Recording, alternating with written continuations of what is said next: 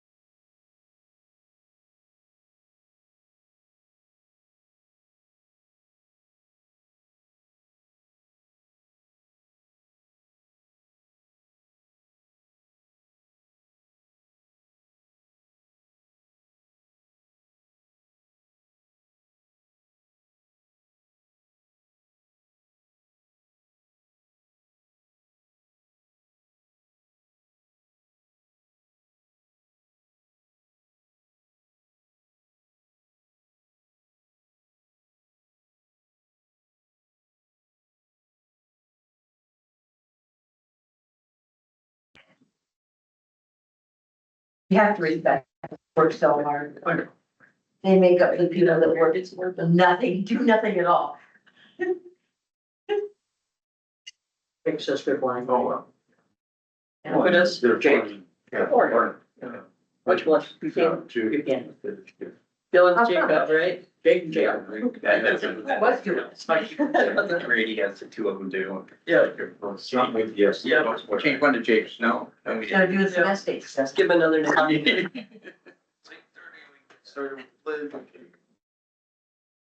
Yeah. Allegiance to the flag of the United States of America, and to the republic for which it stands, one nation, under God, indivisible, with liberty and justice for all.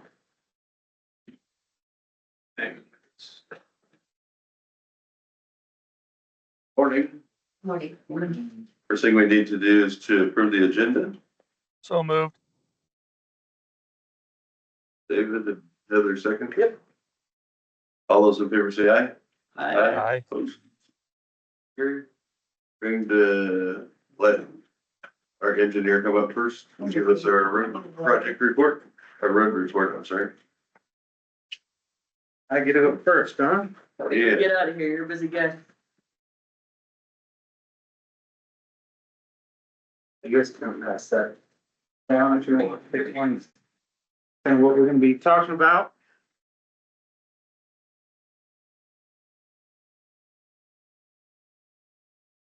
All right, I believe that that Tama, the bridge right outside of Tama, the late start date is today, I believe, so. Whether or not they get going today or tomorrow or the next day here, but, days are starting starting today. I know there was a utility line that still, they were doing a workaround, but, doesn't mean it's go time.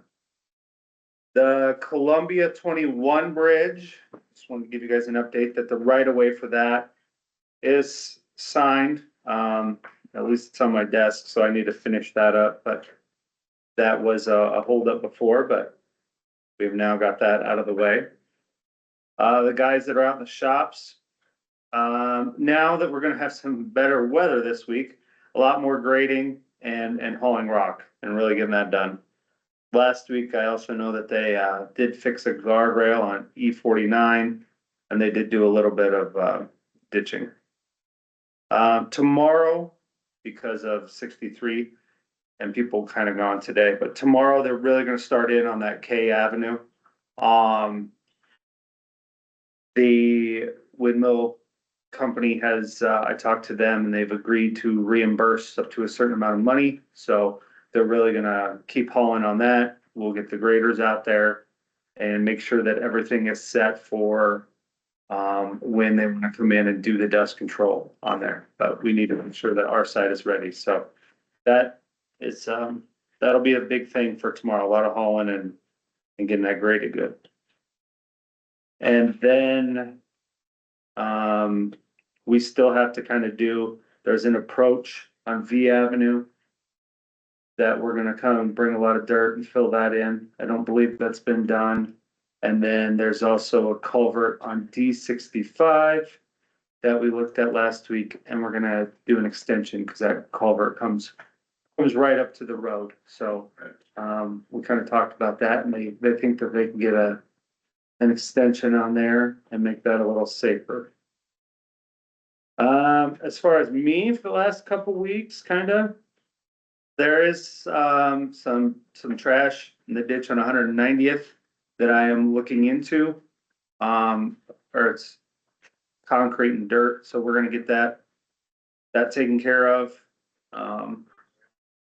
And I gotta find out the history of that a little bit more, but we're looking into it. Might want to drive by it. I saw there was a truck with some equipment near that area when I went by yesterday coming home. Okay. You might want to just, I didn't go drive by it, but. I drove by it last Thursday. Okay. I drove up This and down was just that. yesterday, so I'm gonna send Terry by there just to peek at it, see if it's gone or not. Okay. I was trying to get a history. Does anybody know how long it's been there? At least a year is my Okay. understanding. But you think it's gone now or? I don't know. I didn't go drive by, but there was Okay. equipment that will look like it was in that area. Maybe I'll hold off a bit because I know Yeah. that some short personnel today, so. Okay. I keep you updated when I find out. We got some pre-trip inspection sheets sent out to all the shops.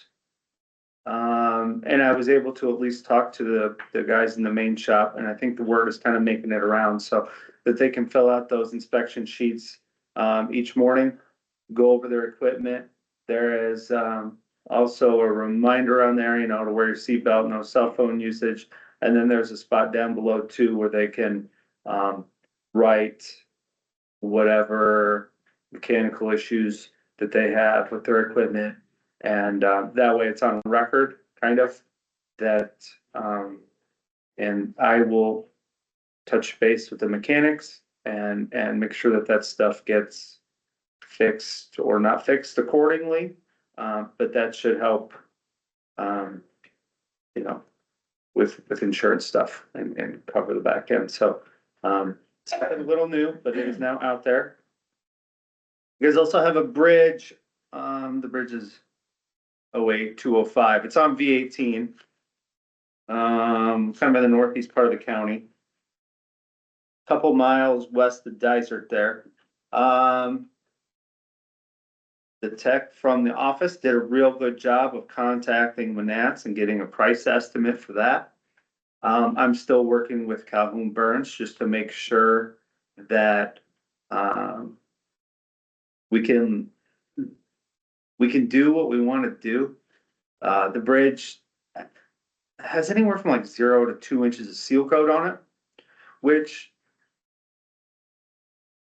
we want to mill that off and put down, an inch or two of asphalt over it. I did look at the old bridge files. I don't think that seal coats factored in for the weight rating, which I don't think it necessarily needs to be.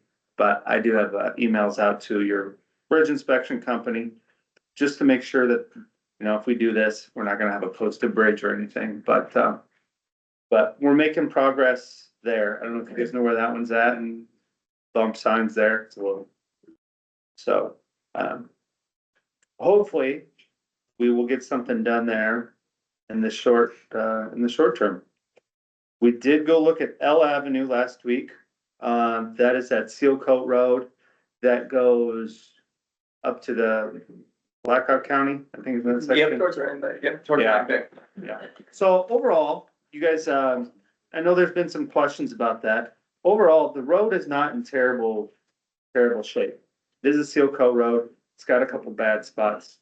Again, Manats has been contacted to come out and look at it, and they're gonna give us some advice. You know, their seal coat team, while I know a little bit, they do it for a living, you know. So we're gonna bring them out. They'll give us a cost estimate. The 3 or 4 really bad spots, they'll let us know if we need to core it out and start back kind of at a base or what they're thinking. But even if we have to go pour out 50 to 100 feet here and there, fill it full of rock, maybe even put in some tile. We'll get their advice on that, but I think that we can take that then and seal coat over the top. That be able to get the embargo off of it then? Well, so with seal coat roads, you still kind of want to embargo them in the springtime. At least we do. And I know that Johnson County over there, it could be dependent on the road. But it's one that in the future, you may not need to embargo it for 90 days, but you'll want to keep a close eye on it, right? And be ready to embargo it if it starts to rut or anything like that. If you notice that you're starting to get some blow up spots, you know, don't be afraid to put that embargo out there. But I think the steps here could be, let's see what the price estimate's gonna be. I know that you guys have some local option sales tax money in an account, probably use that. From there, once we get them back, that cost estimate, I can come here, review it with you guys to see, you know, what your long-term plan is for that road.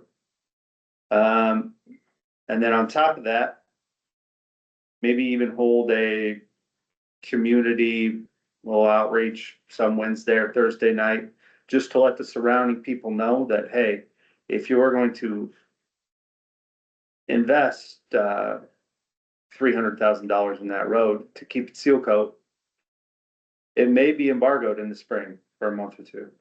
And if they're like, we really don't want that embargo on, the next best option, you know, could be to turn it back to gravel, because you won't have to embargo it then.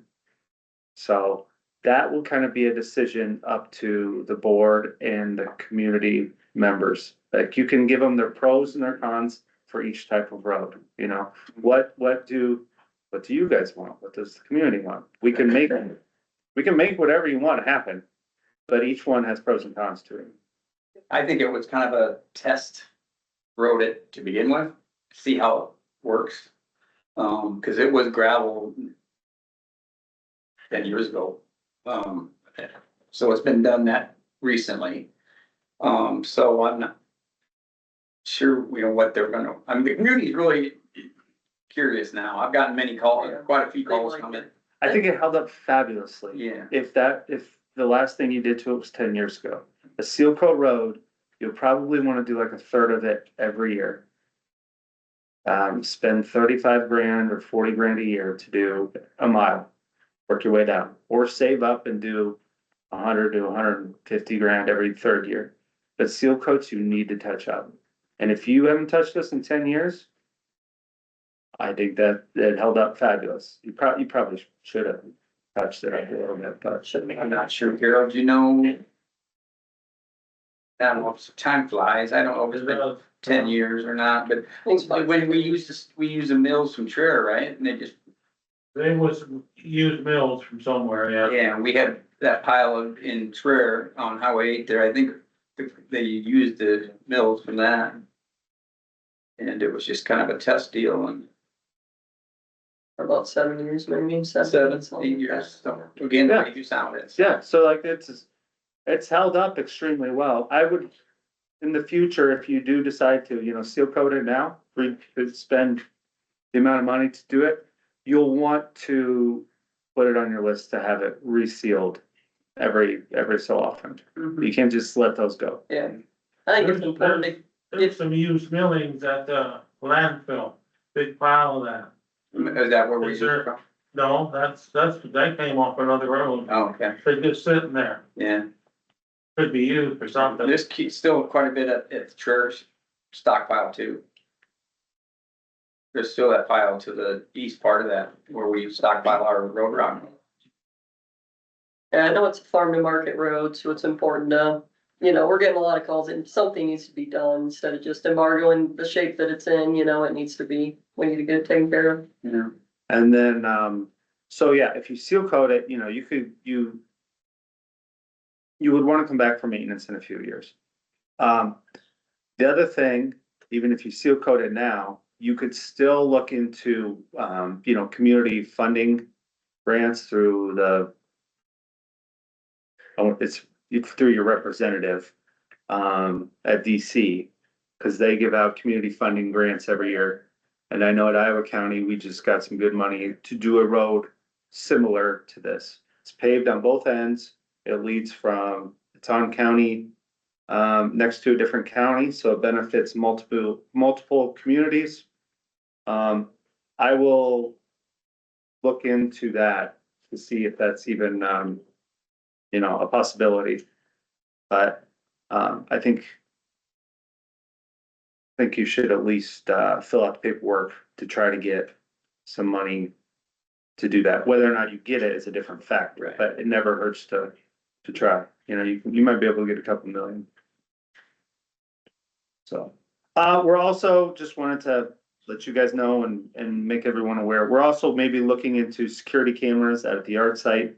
That would be good for, insurance and just everything, security, put them up. I think there are 4 entrances there. I'm not 100% sure on how many cameras it would be, but, security cameras are awful cheap nowadays, and they do not come with a reoccurring fee too, so. I think insurance wise, it's okay to look at.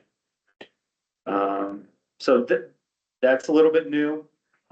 Also, we're looking at a new mower for the shops, the out shops. It was, I think, Secondary Roads last year paid $5,800 to have a company come in and mow everything.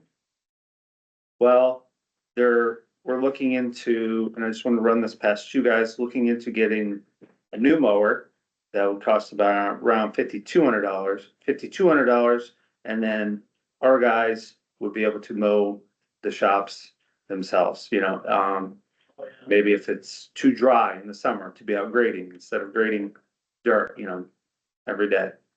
And have a person go around and mow.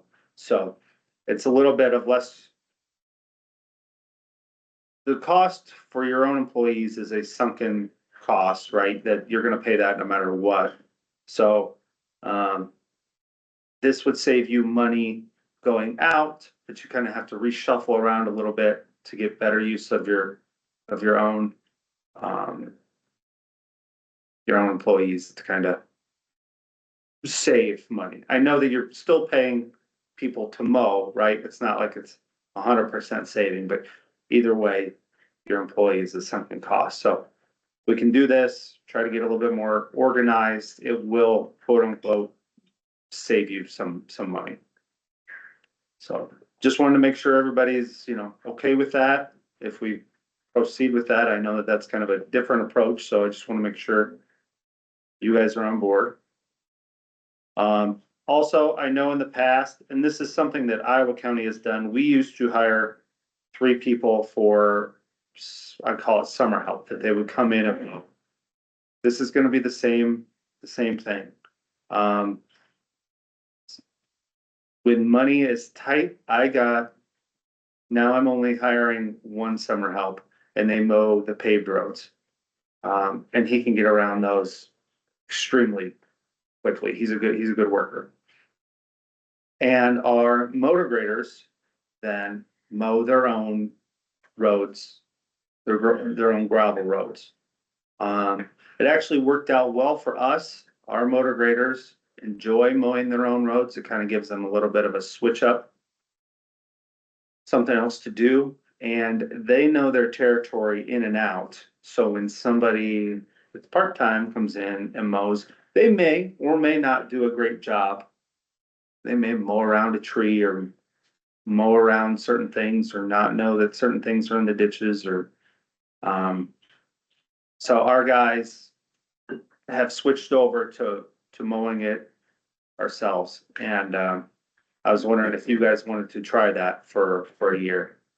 It's, saves probably, you know, 15,000, 20,000 a person that you don't hire. So you would save, um, $40,000, Last which year, we paid like 55,000 for them three. for three. Yeah, so 17,000 a piece. Yeah. If you go, that would be enough money to get rid of that bump on that bridge. And once again, they could do that when it's dry or, stuff like that. And if you notice that you don't like it, you can always come back next year and hire three. Yeah. None of these things that I'm saying today, you can undo them in a heartbeat, you can always come back and hire somebody else to come back and do it. So, if you guys are okay with that, we will proceed that way unless I hear otherwise, and we will proceed with the new mower unless I hear otherwise. Again, these are just ideas, I'm open to anything. I'm not trying to come in and change the wheel. The last thing is I would like to review sometime. I know that you guys have a local option sales tax account that is, some of that is, per your ordinance, or that some of that goes to secondary roads. I would like to just review how that gets transferred over to secondary roads. Because right now it might be a little tricky on how that gets processed with the state. And I think it might be easier if we get some clarification, like with the county. If the county attorney could give us an opinion on what the ordinance reads, that it should go to road maintenance, Upkeep, road improvements. road improvements. I've been in contact with our outside auditors about this, so you're supposed to give me a call back, but he's been busy last week. Okay, so I'd like a definition on that from somebody, and then how that gets transferred over, because I think you guys are expecting that, when you have it set aside for secondary roads, you do, but I'm not 100% sure, but it's something to look into with the auditors. But if secondary roads doesn't spend it and it doesn't come into our account, I don't know if that actually counts as income. So if you have to meet that minimum 75% income, and you think that you are, but then secondary roads doesn't spend it, I'm not 100% sure that you guys are getting credit for it. It's just something to look into, right? Cause it wasn't included last year on the account for the state. Cause right now it just sits in the rural services fund. It doesn't get transferred automatically into there, so. So I am not 100% sure on how that all goes down, but it would be nice sometime if a couple of you and Karen, if we could talk to somebody and make sure that, it's exactly how you want it. And when I did send out an email to Brian and Eddie Bailey, he didn't see any reason why we shouldn't be able to just transfer that into secondary roads, so it sits there, so. which would be great. But doing so, then I think that we would want that opinion on what road improvements. So if your county attorney says road improvements, that could be used for anything for secondary roads, right? It can be used, you can buy a new grader with it because that improves He the said no roads. to that. Did He he? did. Okay, so then, Did. then we would have to, make sure that then we can't just transfer it over to secondary roads funds, I don't think, into the general fund. That's why we gotta meet together and get it all figured And out. let us know how you guys do it. I'm assuming we're doing it the same, we wanna do it the same way you do it. I don't think it's a Our separate, local options tax probably reads different. it does read different. Yeah. So ours just says it shall go to the engineer's account. Yeah. Your guys' said it shall go to road improvement, Oh, which is why we need a definition on what a road improvement is. And I think as long as your county attorney says, I think whatever they say is kind of law, right? Yeah. So as long as they, and so depending on what they say, depends on how you can transfer it over to secondary roads. I think, I am not 100% sure. But it's worth looking into. If you think that that money is going towards secondary, which it is, we need to somehow make sure that the state knows about it. That's all I'm saying. Is that you get credit for the good work that you're doing. And in the next couple weeks, you will see a budget amendment come through. We'll still be under the budget for the whole year, but, we are broken down into 4 categories. One of them went over. So, just know that it'll be, you'll get a budget amendment. It'll be okay. If you have any questions about it, you can call me. sounds good. We'll just include it in our regular budget amendment. If you wouldn't be with that. But yeah, that one will be for you guys and for the state. So there will be one paper to sign for the state. Anything you have for me? No, that's very good though. That's good information. Just thank you very much. You're doing a good job and available, and it's been nice. Yeah, the L Avenue one, I just didn't know. They wanted future advice or future plans. And I said, we're between engineers. And all I know is what I told you, that it was kind of a test thing in the past, and I really don't have a clue what direction we're going. So that was good information too. So if we get calls now, we can, you can talk to them about it. So, School buses are okay. Yep. School buses are all right, and we will know more information in 2 weeks about a cost, and we can sit down and figure out what you guys want for a long-term in your plan. that's great. Yep, I think we just wanna be as proactive as we can with dust control too on the detours or whatever. We Yeah. have so much that's. And make sure that the roads are in good shape. H Avenue north of 30, because that bridge is going to be, needs to be taken care of. They hit it right before the storm and now it's torn up. 8th, 8 north of 30.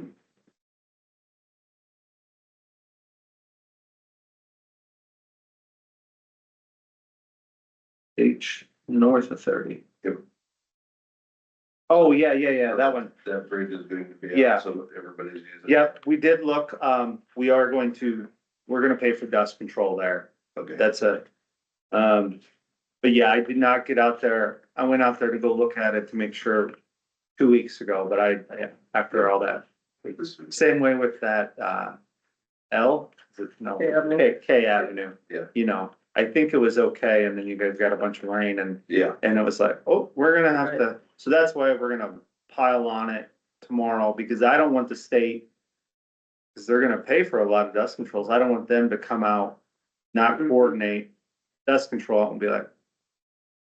Yeah, we weren't ready, so we're gonna get on it and then we'll be ready for the Right, state. they're supposed to close today, but so far it was still open, so I bet it's gonna close, or at least start flagging probably soon. There's equipment starting to show up and stuff, so. So, Yeah. and I don't know when their plan is to spray, but I wanna make sure that we are Mhm. prepared on our end. And if people already paid directly to the dust control people on those roads, do they get reimbursed? And is that, do they need to call the engineer's office or call the company directly, or how does that work? They need to either call the DOT or their company. Okay. I mean, our office won't have You guys aren't anything, really, yeah, okay, you know, we try to help out and be like, persuade, which I think they were gonna do anyway, but Yeah. persuade the state, you know, make sure you dust control this. Yep. Which they were already nice enough to do, but, when it starts to come with money changing hands, that's a state issue with a dust control issue. okay. I don't wanna make any promises there. And then is the wind company just doing K Avenue, or are they fully coming back to fix? I know we still have that road use plan out there and. Yes. And, So to the best of my knowledge, they should be coming in at any time. They are going, there's a location out there where they're gonna come in and Yeah. stockpile 16, a bunch of rock. okay, And then from there, they are going to pay Tama County $5 a ton to haul it, okay, okay? Right now, there is an agreement out there that since they weren't coming in to start their stockpile until like this week or next week, or they weren't 100% sure. I did get it in writing that they will reimburse up to $50,000 for rock, hauling equipment and everything. So that is the money we will be using tomorrow to go up and down K. Okay. Just long as all of K is on that remote agreement. Thank you. I mean, this direction, probably not, like for sure to just south of Van Wall, like, but way up here. it I'll have to- probably would be, but- Double check today where it's all applicable, but yeah, the windmill company is reimbursing. Take care of that. Okay. Cool, thank you. Appreciate Alrighty, it. yep, you guys have a good one. Yeah, have a good week. Need a motion to go into the public hearing. We have a 8:45 public hearing for the proposed FY 27 budget. I'll make that motion. Okay, I'll second. it's been moved in second. All those in favor? Aye. Aye. Aye. Public hearing on the FY 27 budget. As presented for resolution 420-2026. Anybody from, do we have We have no any, written comments. No. anybody from the public wish to speak?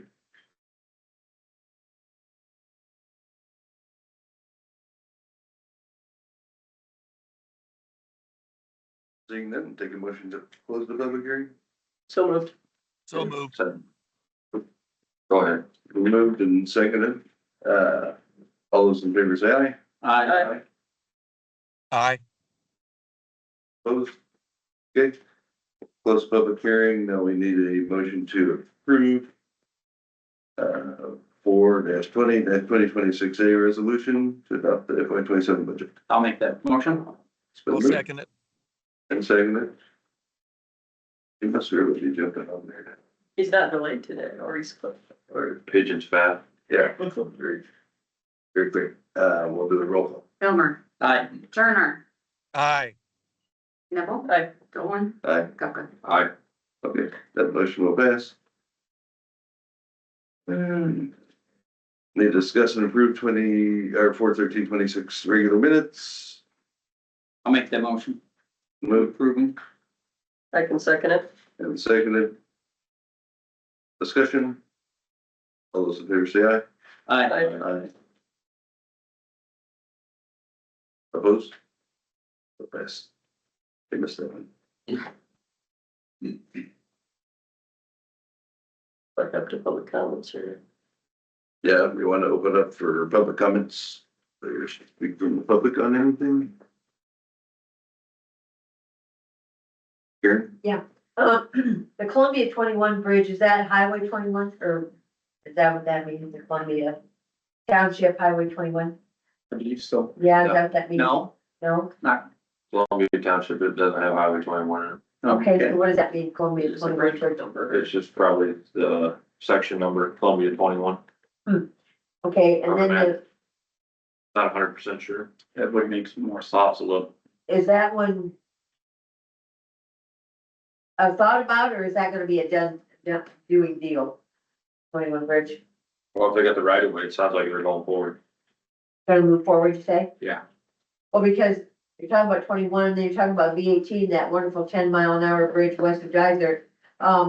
how long will, so if they're gonna do something with that bridge west of Geyser, and something on 21, and 63 is gonna be out, It's not on 21, it's in Columbia 21, okay, Same okay, Columbia thank you, Township. in the section, yes. there, very good.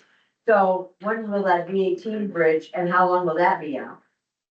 He didn't have a time frame. They're just looking into getting a cost for You it. think that'll be this year also? I imagine it'll only take them a day, The day, oh, that was my question, how long will that be? day or two, I Yeah, imagine.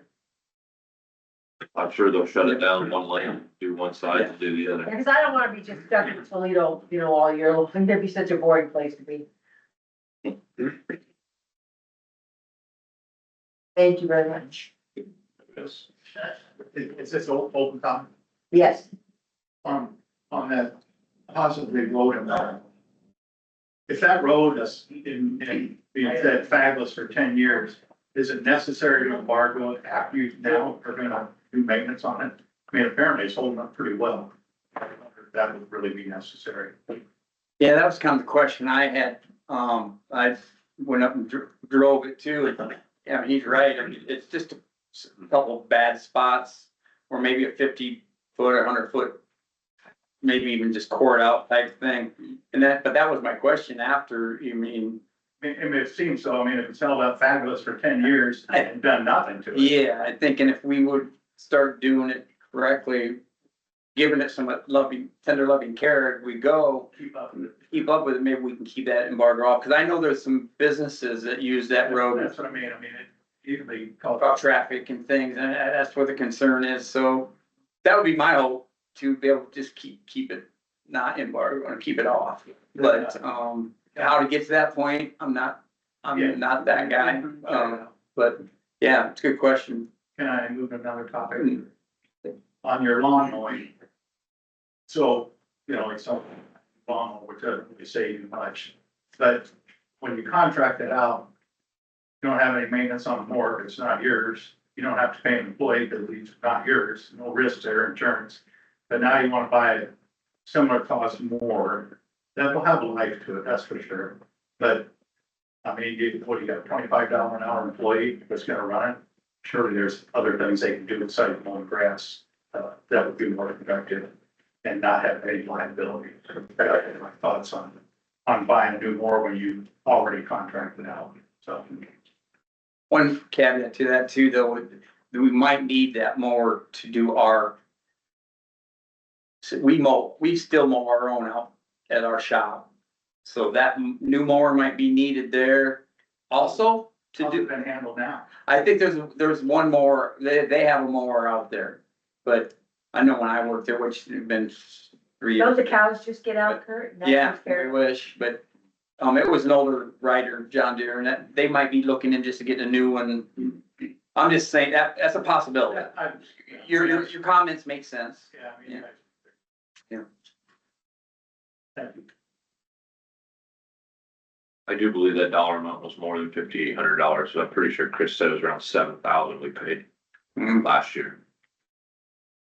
I do believe. The mowers usually come with a warranty, and so if anything broke on it or, they need their maintenance, a lot of times that comes with maintenance. Anybody else, sir? Quick question, the Board of Health, can we talk to you when it's on the agenda down here instead of down? Okay, thanks. Did you have something?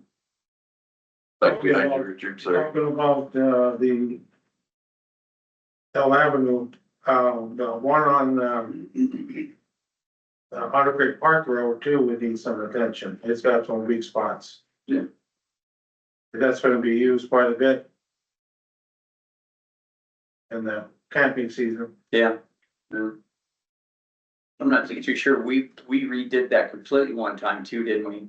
I mean, that had been done years and years ago and it got really bad and I think we came back and redid the whole thing and now it's getting bad again. Durapatching is not The a, Band-Aid. is the Band-Aid. is that one Millings too, or what's that one? That Yeah, was millings on there Yeah. first, yeah. and there was weak spots then because Yes. poor drainage. Probably not being sealed either then, probably. Pretty pretty much an identical situation. Yeah. To elaborate a little bit on the Otter Creek Lake situation, how are people gonna get out there? Are they gonna, like, use K Avenue, or are they gonna come in from the east, or how in the heck are they gonna get there? It's up to them, I guess. Well, maybe this year won't be a real heavy year for that, I don't know. Yeah. I have been wondering about that too, I'm glad it came up. That's a big thing, yeah. I know Curtis is looking forward to a good year. He's done a fabulous job out there, by the way. Yeah, it's great. So impressed. Okay.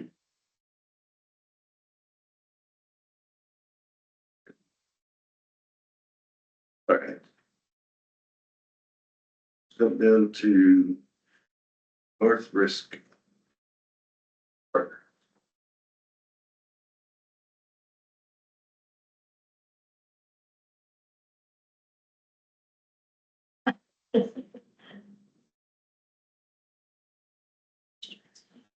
Morning.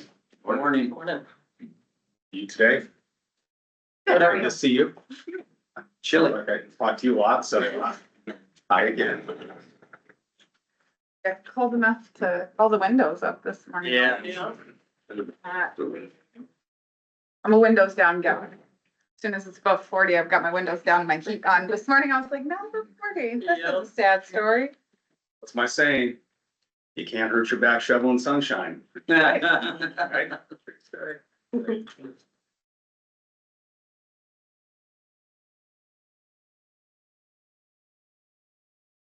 You're all doing well and getting ready for summer and haven't had enough, so. I have another one here too, or Yeah, one more. Mine. yours. Okay. And then I also have, I did get these things about too. I did your financial reports as well, so we can walk through the, we can, and I'll touch base on this. We can probably spend most of our time on the report itself. Here.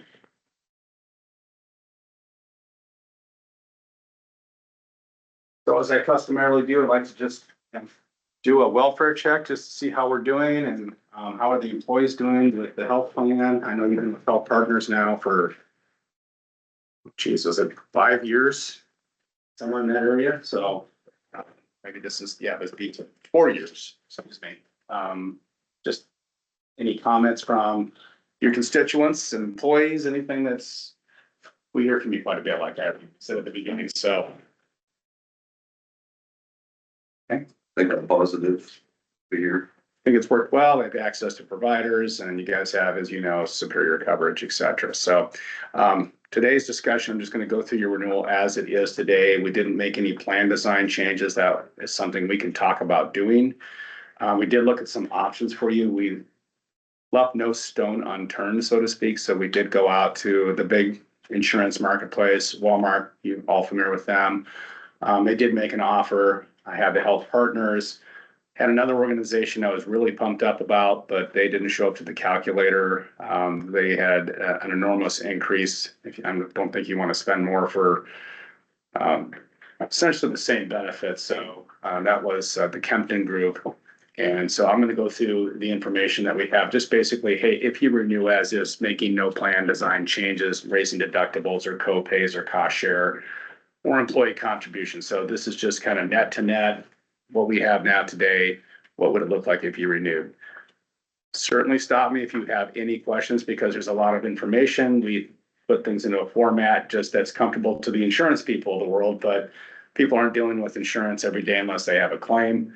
But the information here is pretty broad. So we'll go ahead and get started on the presentation itself, which looks just like this. And I'll leave another copy behind for David. So I'll just have you jump to really page 4, just letting you know that we do more than just employee benefits. We do a lot in HR. This year, in fact, I wanted to point out, we are going to be doing an online enrollment platform called Employee Navigator.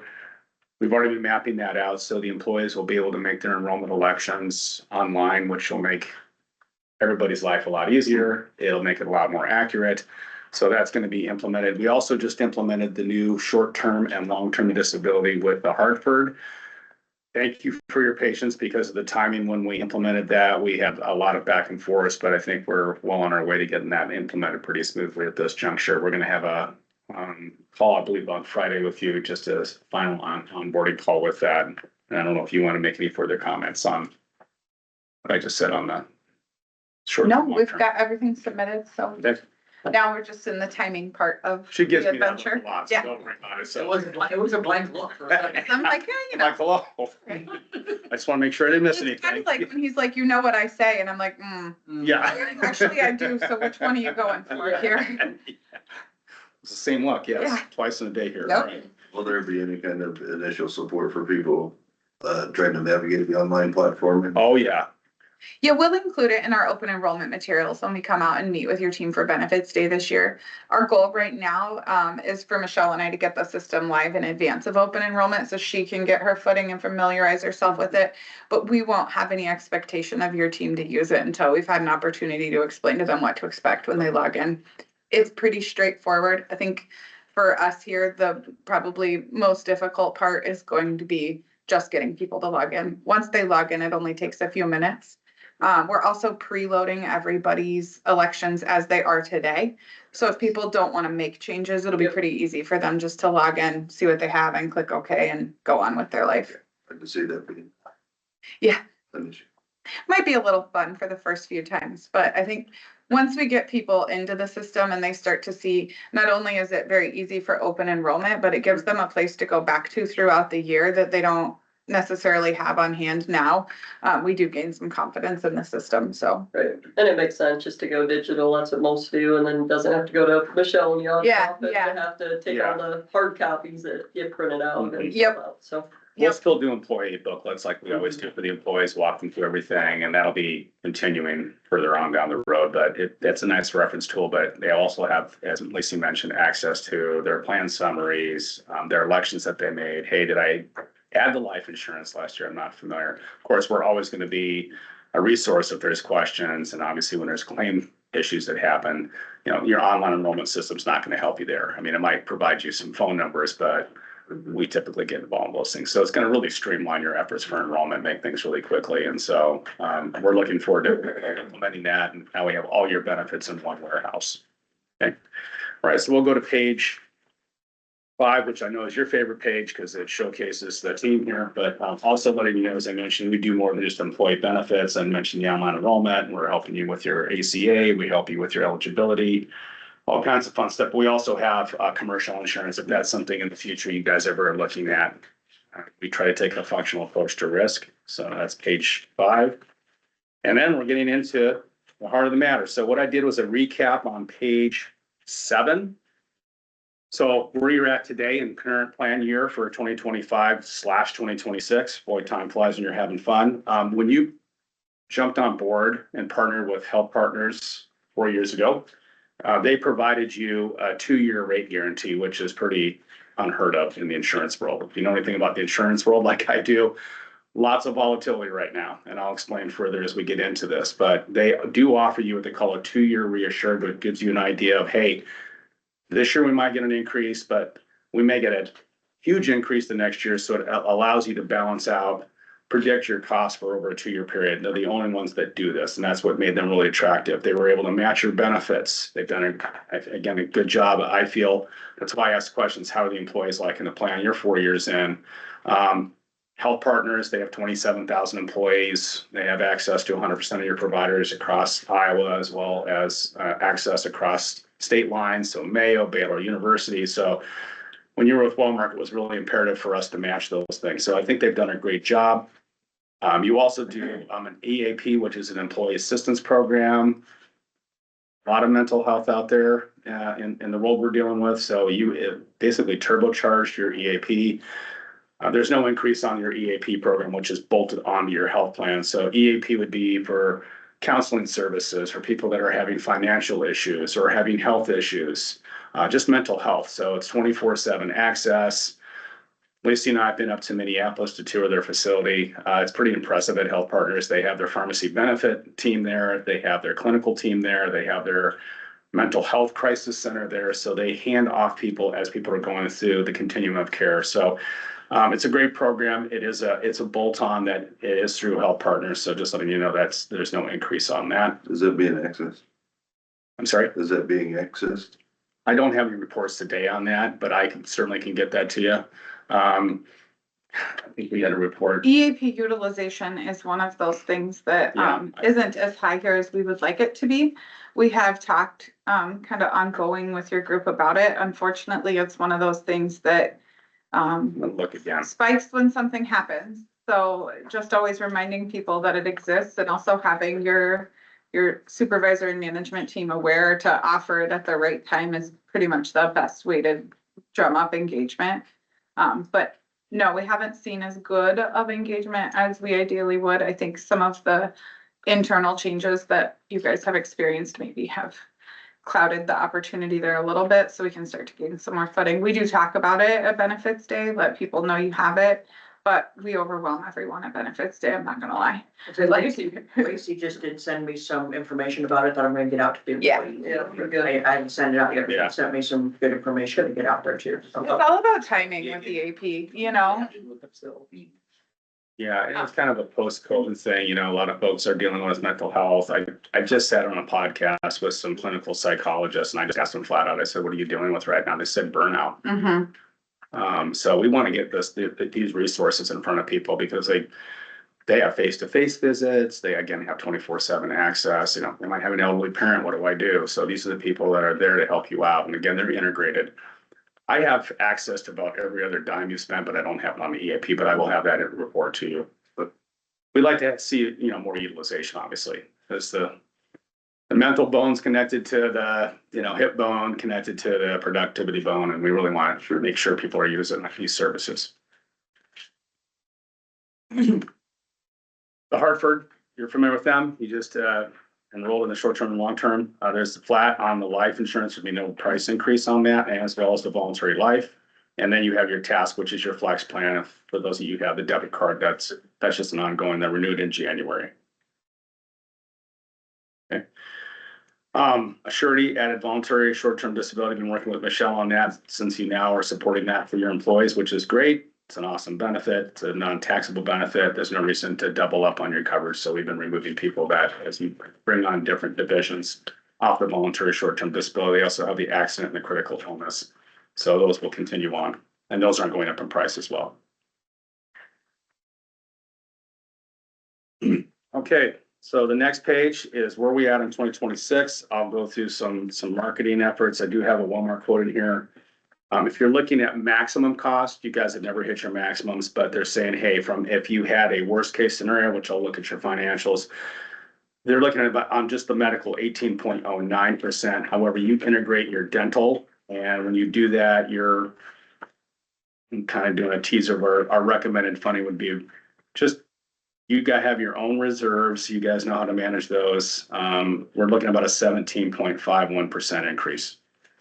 I had mentioned around 16, but I just got our final numbers in. We're recommending the 17.51% increase. And again, I couldn't get anything better out of Walmart. In fact, they have a provision there I wasn't really necessarily agreeable to. But you're looking at about 17.51% increase if you want to go to page 11. And I'm doing a teaser where I'm going ahead of myself. So that's the net. That's what we're recommending if you're funding your plan this next year. You can go less. You could go, 10%, you can go whatever you decide to do. I'm just telling you where we're at from our underwriting. We have a team of underwriters. You've had some large claims, some ongoing claims. I will say that you guys really were progressive a couple years ago when you added GLP-1 drugs to your plan. Those are those weight loss medications, the Wegovys, the Ozempics. We're all familiar with those. Many organizations do not cover those unless you meet the criteria of having type 2 diabetes. But since you are allowing it for weight loss reduction, and I'll show you some numbers on that, there's a significant amount of dollars that are being spent towards those. And I think that's helping driving some of your costs, which we're seeing with other groups that have added these medications. They're So as hard. a recommendation, shouldn't it be doing that or like how, is that a lot of that 17 percent increases Is it because of that. This is driving the. It's certainly, I wouldn't say it's most of it, but it's a significant part. Is it half? No, is probably if if those medications were covered more for just the type 2 diabetes, it'd be a less of an increase, maybe down to 12%. I think that the numbers that I had was about $300,000 to spend in those medications. I'm not a doctor. There's enough podcasts out there that you can tap into to find out if these medications are making a difference. We just don't have a long-term empirical data out there, but a lot of people are using them. We see in situations, another group we dealt with that the entire family is utilizing them. Yeah. The children, spouses, it's covered for everybody on your plan. So is it going to reduce people needing new hips and knees? And is it going to help them with diabetes in the future? We hope that it does. We've seen that it's helped people with mental health. We've seen people that it's helped that it's reduced their drinking, their alcohol. Something with heart disease and stuff. Mm-hmm. So, yeah, you can look at the numbers and say, yeah, you're spending a lot of money on that, but is it going to be a long-term price reduction? I don't have that answer for you. Mm-hmm. Is there ways that it's not just type 2 diabetes? It could be like, you know, people that are having heart issues or, you know, triglycerides. Is there a way that there's other things besides just diabetes? We think that in the near future, yes, we're going to start seeing more Okay. comorbidities tied to the need. Right now, the formularies aren't written that way because it's so new. So it's really an in or out moment. Right. The choice to be in, really, you weigh what does a bariatric surgery cost? Well, that costs 60 grand, you know? So you've got people who are really seeing success. The thing that's so frustrating about it is we just don't have the long-term data yet to say, Right. did we do ourselves a favor or did we Right. not? That's what I worry about too. There's the other side of it. Like, what if it's actually making people less healthy and, Right. you know, we're paying this extra for weight loss and then it's, you know, hasn't been around for a long time or Yeah. what else could it affect or not affect, you know? Yeah, it really makes me feel like a non-expert to answer that question because I'm having, again, I've listened to a lot of information and podcasts about this, and we have one doctor say, this is good, this is great, this is revolutionary, I'm totally behind him, and another one saying, hey, we're seeing people that they're gonna have issues with their bone structure as they get older, and it's bad for their skin, and it's bad for their hair, and it's bad for their teeth, and it's actually creating For sure, mental both health. sides, yeah. I guess it'd be good for, in my opinion, to see both sides of like, you know, are we locked in for a certain amount of time? What would be the cost both ways? Mhm. Whether we keep it and have this increase or go Yeah. away and when can, you know, just at least I like to look at numbers of what makes sense and then, you know, employees can give opinions of how they feel, but. I think there's, piece I hope is starting. I think I see a little bit of war being waged on big pharma. Yeah. To a, to a You point. I you hope got that right. I hope it goes, they can make them get these drugs down low for, a lot more.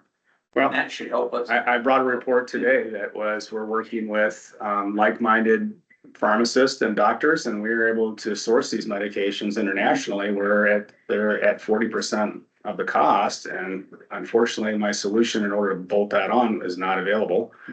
When we looked at doing this a couple of years ago, working with the county, they were given an option. Do you want to cover these? And the question was asked, what is it going to do to our health plan cost?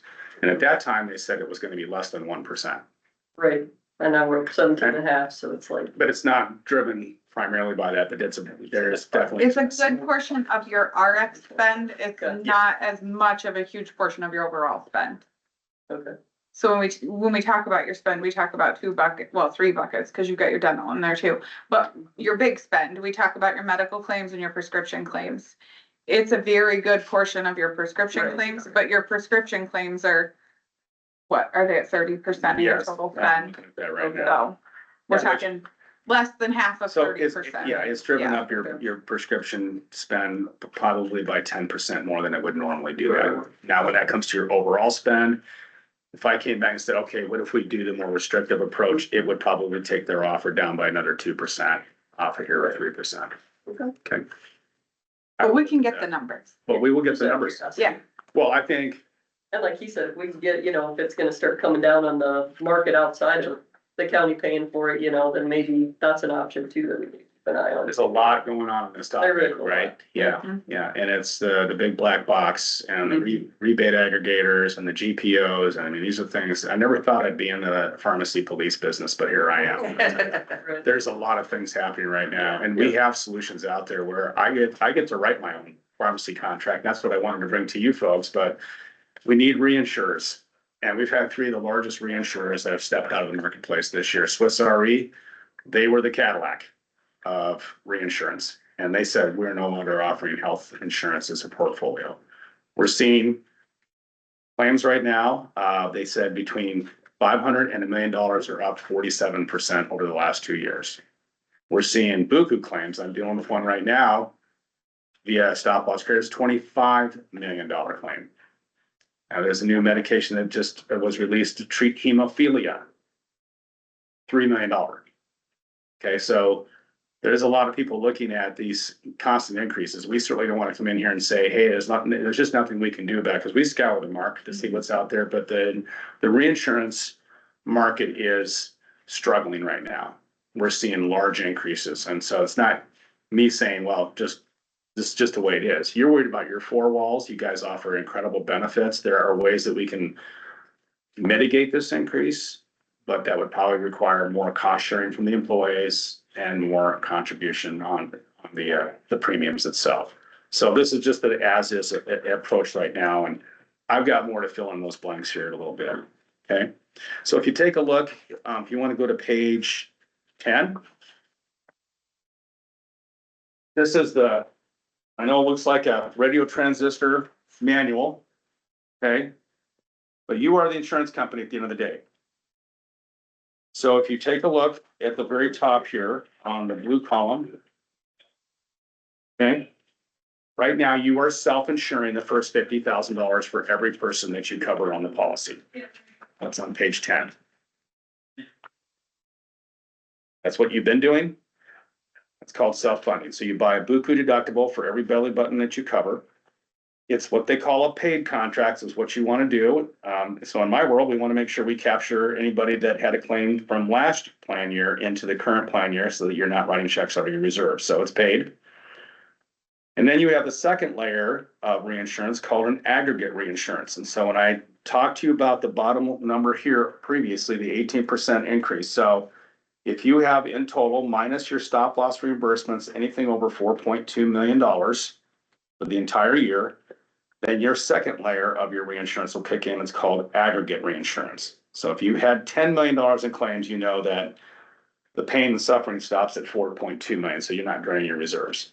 So you got the first layer is your stop loss. You pay up the first $50,000 per person. So if someone has a $100,000 claim, then health partners will step in and pay the $50,000 between 50,000 and 100 in that example. Okay.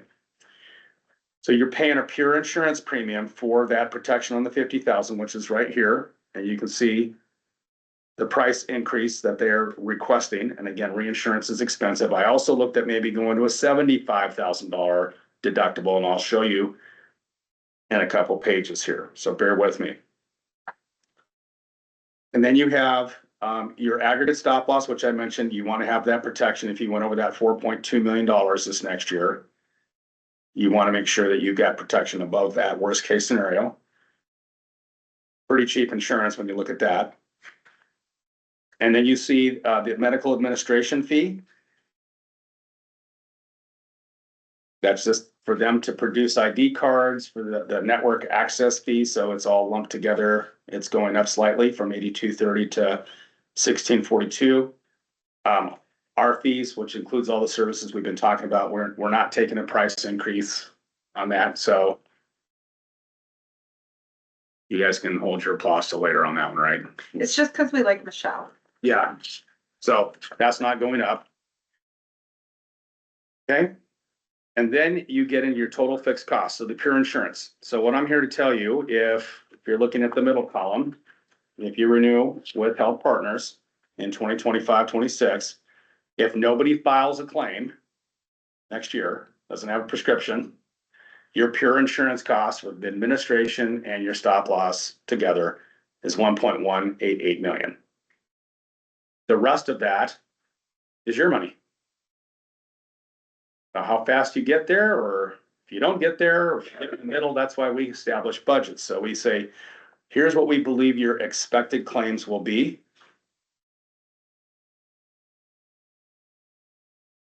And so you'll see the expected is 18.72%. We expect your plan cost versus this year. And then your worst case, again, that's at aggregate. I've already done the teaser alert on page 11, but when we take a look at where we believe your total cost will be, if you want to go to page 11, at the very bottom, because we blended in your dental at that point, because you are self-funding the dental, it's a dental medical lock. So if you elect medical, you get dental automatically. So we took all of those claims factors together, added them up at the bottom, so you see where you were at for your total budget cost is 3,500,000, and we're looking at 4,130,000. So we're saying anticipate about a $615,000 increase in total spend. If you have dollars in your reserve, you can say, hey, we are gonna cut that in half, maybe take $300,000 out of that. That's what your reserves are for. You build those up. Health Partners is offering you a 2-year. You don't have to take it. So next year at this time, because we're gonna go out to the market, no stone's gonna go unturned. But I would just say, yeah, we're renewing, if that's what you're gonna do, and add the 2 years in there. Health Partners, however, said at next year's time, if there is a genotherapy medication, and those are really expensive too, those are running $1 million, they have the right to raise your stop loss insurance up to 25%. They won't do that this year. They do it at the next year, and we're going to market anyway.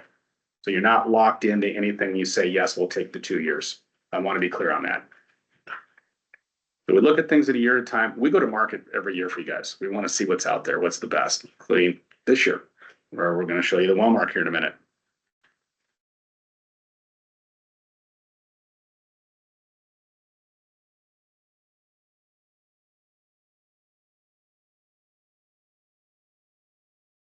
It's a lot to throw at you there, but I want to slow down to see if there's any questions on.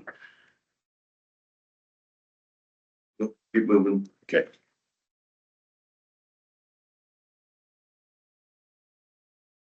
This next page.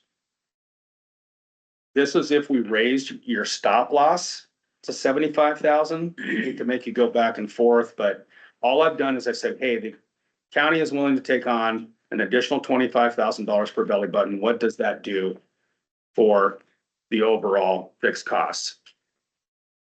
Well, it'll save you about $300,000 in your pure premium costs and your fixed cost. So it actually, you get a reduction from where you're at. However, in looking at the contingencies on your plan, I did some background review. If you go to page 15, because this will make sense if you're looking at the 75, so hold your thumb on 10 or pinky or whatever you're at and look at 15. So if you're taking on an extra $25,000 of risk per belly button on your plan, how many individuals would you have to hit that extra $25,000 to be a break-even proposition? And I predicted 12 people. You see where it says 11.9? We'll just round up. Okay. I did a historical perspective of your plan. You have a couple right now that are reaching that 50,000 mark. You've had some volatile years. I think it's a gamble, because what happens is as soon as you go past that 12 person, then you are going into your pure cash. You're going to start taking $25,000 at a time out. I thought it would make more sense than it did when I did the math on that, but raising your reinsurance premium, yes, you get the pure insurance savings, but the risk to you is that you're going to have to pay the difference between $50,000 and $75,000. So how many individuals would it take to break even on that savings? And I've run the numbers here, so it's entirely up to you, but I think it's risky. It's odd that it's every other year. I feel the same way. Every time I look at it, I'm like, Yeah. Yeah. Cause we've done a similar review with a few groups that are similarly situated to you guys.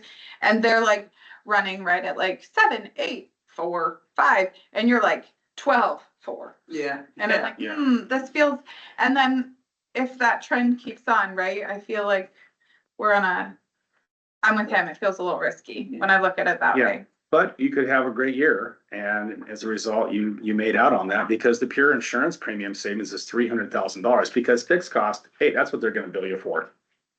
Take it or leave it, you're gonna pay that, right? So there's a nice savings in there when you go back to page 12, thank you. I tried really hard to get these spreadsheets so we could see the numbers and I cut some of the corners off, so I'm very sorry. Yeah, that's fine. I'm reading upside down with limited vision right now, so. That too. So. I mean, basically, it's the same plan. We're not changing anything for the employees. It's behind the scenes. You guys are the ones writing the checks, so. I'm here to talk you really necessarily out of it. I just think with the volatility that your group has had, it just. I would be surprised if there'd be a lot of savings on that in the next year, but I could be wrong. Okay. So that's an option. Hey, if you raise our deductible, what happens? That's a question that does come up. I did the numbers on that as well on page 13. And then I did Wellmark.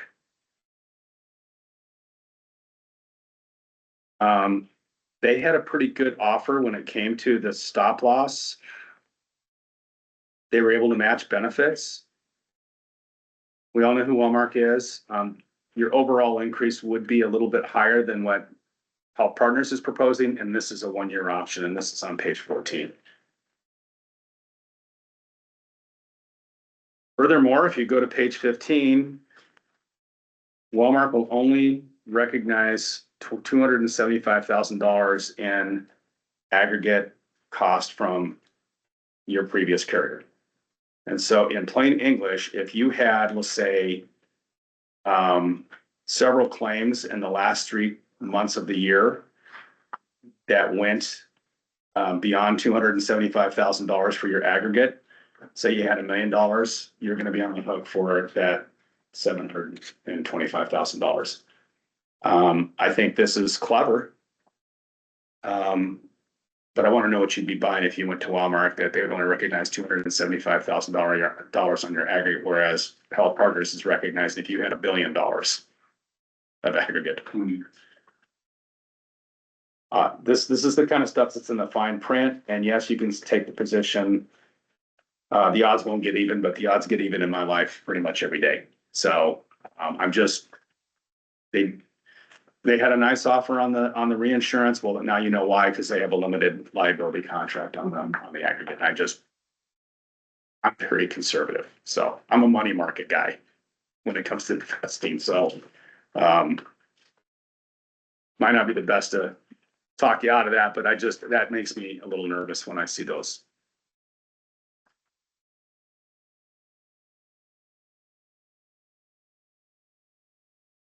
What it also demonstrates is that we looked at the market and Health Partners is going to overcharge you as much as it's hard to digest the 17.5% suggested increase. It's showing up at the retail carrier side. And my custom solution, which is really cool, which is futuristic, because there is an alternate society that does exist out there in healthcare where we can get medications internationally, where we have direct contracts with independent providers. Their offer was 32% more than what you're paying, and that not even worth spending the time on. Okay. So you can renew, you know your numbers, you have a Wellmark option, I explained that. Also mentioned the third option that I have. You can renew and say, we want the 75,000, we can get some pure cost savings on a higher deductible, knowing that, hey, at 12 people, you're break even, and anything more than that, that's gonna be coming out of the reserves.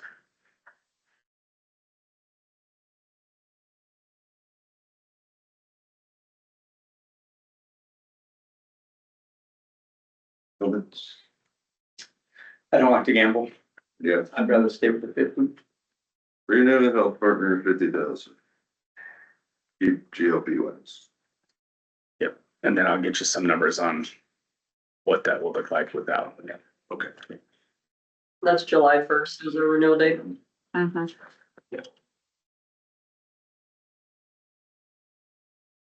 then come next year, we'll go to market. And if the second year offer is no better than anybody else out there, that you've got more than a bird in the hand here, because you could have a worst year in history and you're protected. 2 year.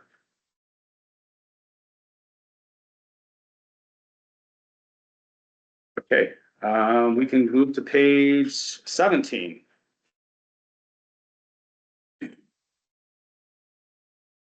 This just really shows that we went ahead and if you would have moved to Wellmark, your dental and your medical are currently bundled together. So we would have also taken your dental with us.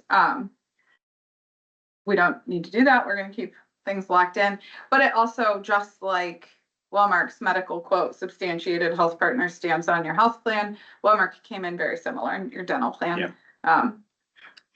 They're tied together, so we don't need to Yeah, their rates hang out here are, too long. well, yeah, the difference is gonna be their admin fees are, about $3,000 less. Cause the rest of it's your money. So. It's still a decrease for your value, so that's good. I want to be respectful of your time. I did include some additional information about what's happening in trends and some of the discussion points that I already brought up earlier about our custom health plan. Or do you want me to go through on page 19, just talk about what we're doing? Sure. Okay. So the first bullet point, congratulations, you're already doing that. You're doing alternate funding. You're not just writing a check to an insurance company and saying, I'm just have to live with what we have. You guys developed over the years a nice reserve. You can use that to mitigate future increases.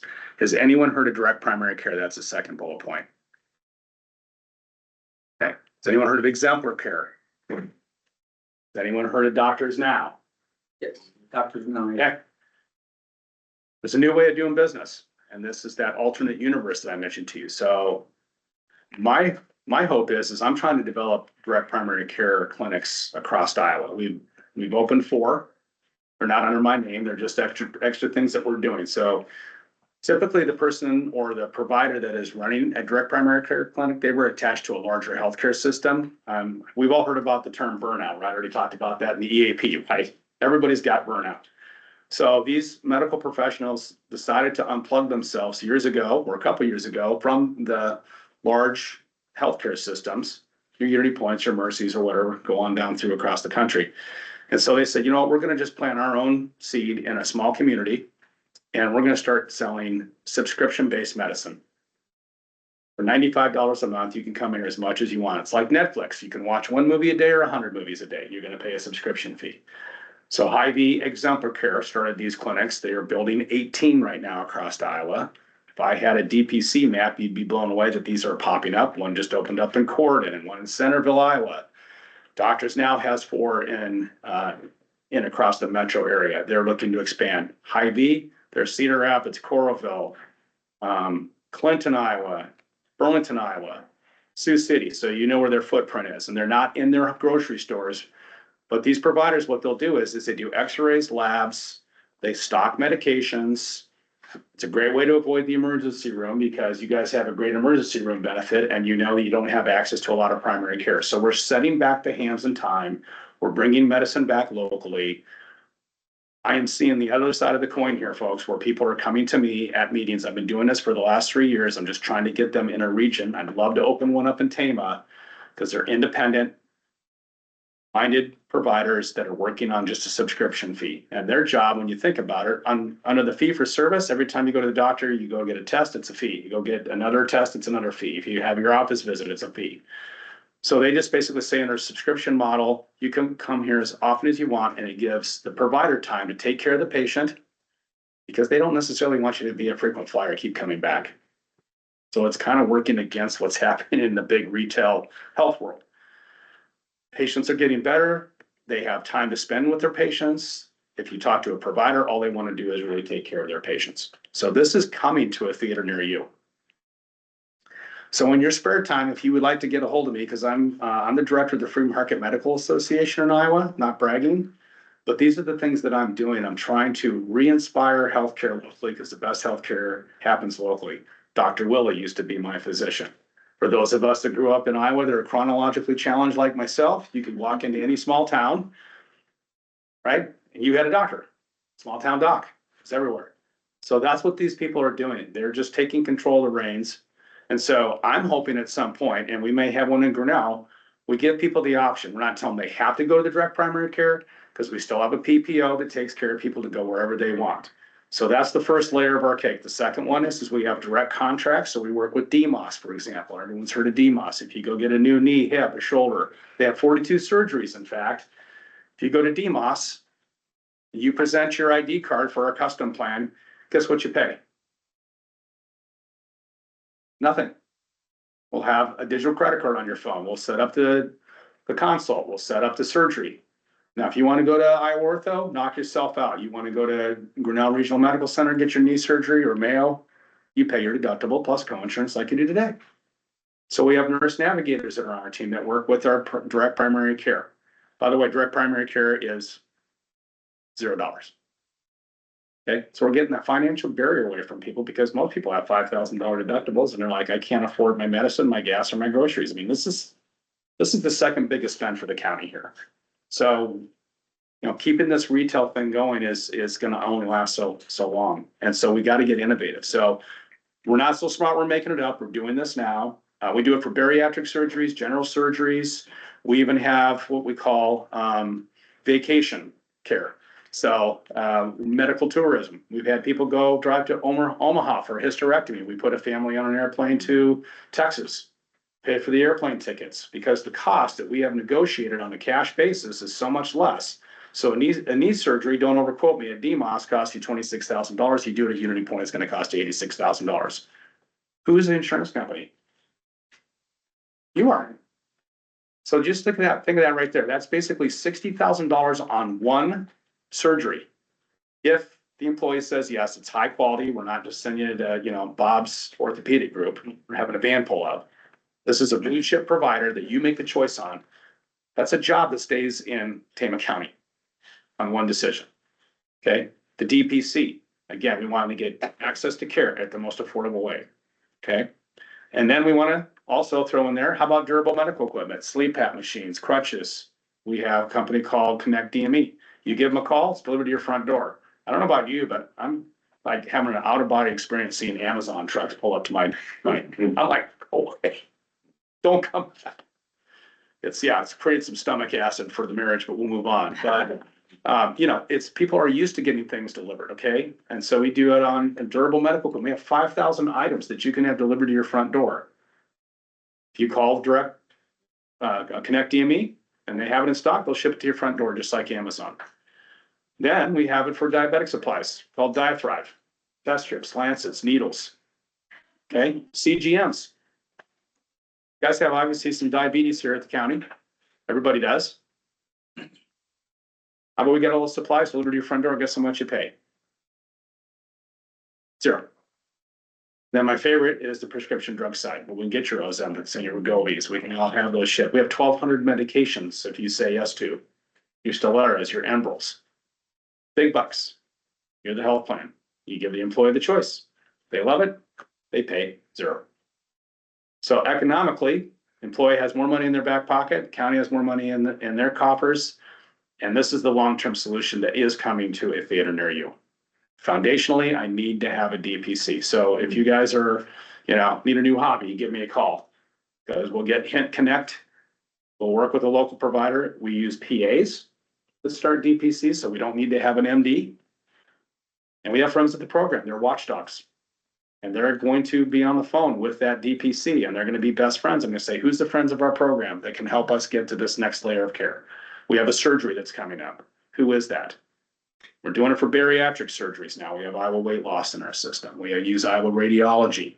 Get your MRIs, your CT scans. Those are commodities, a CT scan. For $3,000, certain places. So we can get those for $600. So there's some misalignment that we're going to realign. And the doctors love what we're doing because they work on a cash pay. They don't have to fight the insurance companies, because when you walk into a doctor's office anymore, it's like a casino. There's bells going off, people flying around with papers, and you know, you're waiting in line, you finally beat your provider, and they, you know, they're sitting there and on their laptop, and they got 5 seconds for you. What else can we do for you today? Right? So the models are changing, and it's changing rapidly, and we're aligned with the medical providers in our community. And that's where we're headed on this. I wish I had the numbers for you today. Next year, I'm working on it. But again, I'm challenging you. If you know, someone wants to do some research on direct primary care, that's DPC. It's the new 3-letter acronym. We're famous with abbreviations in the insurance business: PPOs, HMOs, HSAs. Yeah. So, welcome to the land of acronyms, okay? And I've pretty much done everything else on this list for you and talk about that, okay? So we bolt on our solutions to a traditional health plan. You're the insurance company. You give the people the choice, and people like choices. More information on direct primary care, put that in there. And then also about pharmacy. So I call this the psychodemographics section, where you're like, hey, well, how does this PBM, okay? And then for really Michelle's purposes, we're picking on her today, but I did some compliance information here for you too as well. Just remember, we also have an attorney available if you have any questions, HR related stuff, we have that as well. Safety as well.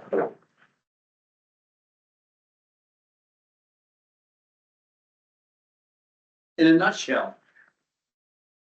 That's what. The future's bright. We scoured the market, turned over every stone. My personal recommendation is renew with Health Partners, obviously. It's whether you want to do the 50 or the 75, but I'm kind of a fan of the 50. Yeah, I think so. And how you want to budget against your reserves, knowing that you have the 2-year reassured contract in front of you, with that caveat of a potential genetic gene therapy. You've never had one, but never say never. So it gives you a little bit of an inclination in how you might be able to budget, not just this year, but next year as well. This is a financial report. I don't want to overlook that, because where did you spend all your money? If you have 2 more minutes, let me know. If not, Yeah. Okay. Go. Do you want me to hand those out? I already did. Do you want to hand one to me? Oh, That's why I thought you didn't hand them out, because I you don't. guys have. The All right. looks. Hey, we gotta do World something to hat. be productive here. We'll go to page 3. So page 3 basically is just a breakdown of your cost loss ratio. You're running about a 95% loss ratio when you look at your medical and dental, your fixed cost. You know what that is? That's the cost of doing business, your reinsurance, and then the total net plan cost and where you fund it at, and the funding. You're at 95%, so you're not too upside down. Although I do see that you guys, your loss ratio is starting to go down. You had a couple bad years in there. Okay.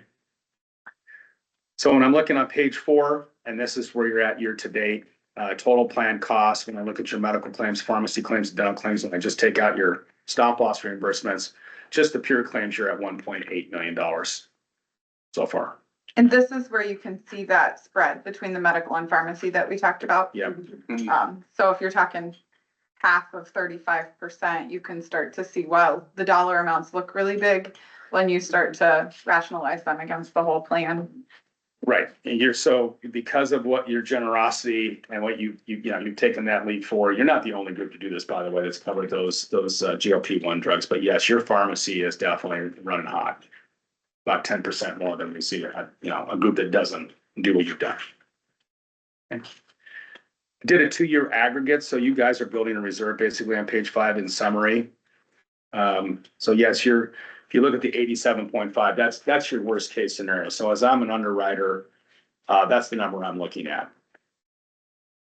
When you get over 90, that's when we're dealing. I know it's hard to say you didn't have a bad year with a 15 or 17% increase, but trends are running very high. Again, I've given you the stories about what we're seeing out there in the marketplace. There's a lot of utilization, which I'll get into in a couple pages. And then really to further my point, if you go to page 6, this black dot line, that's the one I look at, is you can see it's actually starting to trend down. Yes, even though you've got higher prescription costs,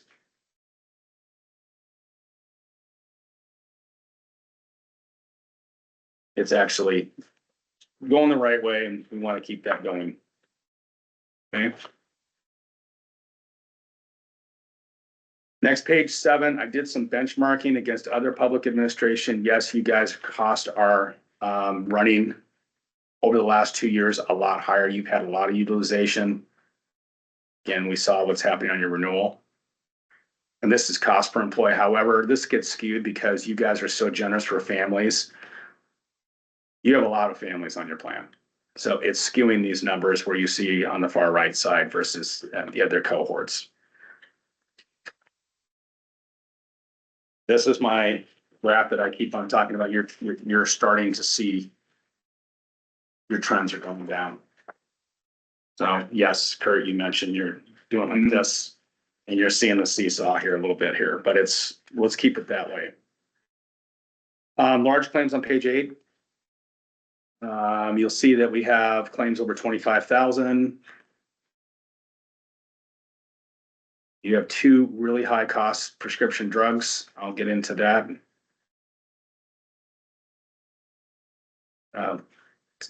There's several large prescription drugs on your plan.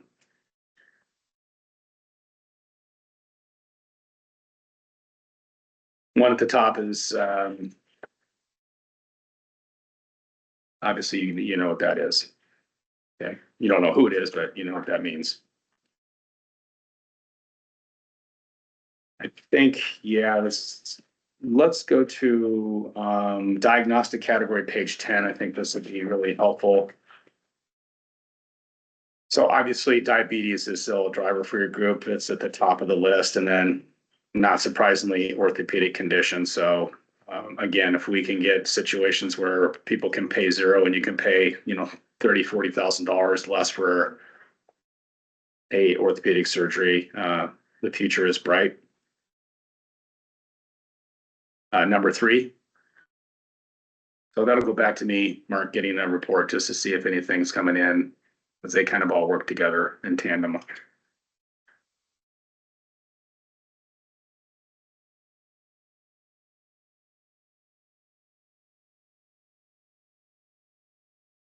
But maybe number 1 will go down with what you've done on the GLP-1s here at some point. I think page 12 is really the one I was speaking about. Page 12 shows you your top medications, and there they are. So this is as of the end of March, by the way. So we have 250 medications in the GLP-1 category, close to $300,000. And so of your spend, over half is for those medications.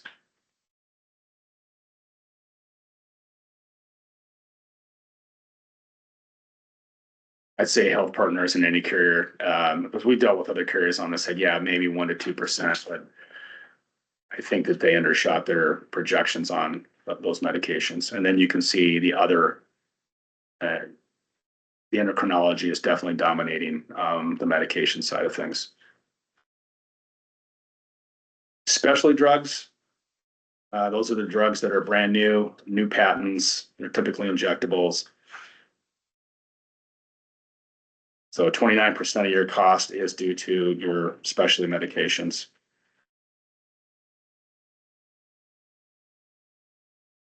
See if I can't see the stat on here, how many people that represents of your total medications out of 603. 1, 2, 3.